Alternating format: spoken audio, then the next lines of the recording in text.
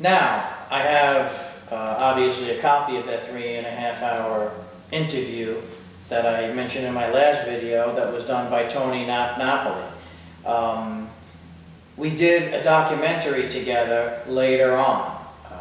I was in it, Tony Napoli was in it, Hollywood actor Ed Lauder, the late Ed Lauder, another really good friend of mine, was in it. A judge was in it, and the writer was in the documentary. At some point, I'm going to release this documentary to the public for a minimal amount, but I'm having it cleaned up now so that can be done. It never made TV, but you know what? To quote Tony Napoli, the public needs to know who Paul Della Universita was. Okay, they need to know who he was and what he did. And I'm not going to tell law enforcement. I'm going to do it on this documentary so the public knows. Okay, so he feels like the public has to know, but he's not going to tell law enforcement, which they're going to find out anyway. But that was just Tony. That was his thing. Now, Tony's book, My Father, My Don, many of you know of, he was working on that. I'm working on 4 members only.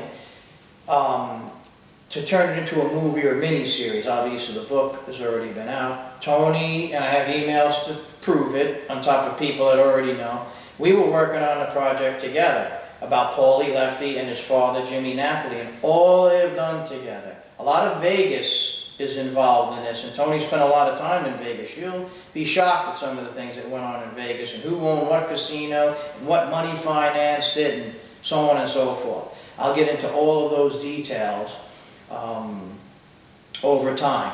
But Tony and I were close, and I want to show this email that really it's you know, just to give you an idea how close Tony and I were. You can zoom in on that, and the guys, you screenshot it all you want. And, again, it's you know,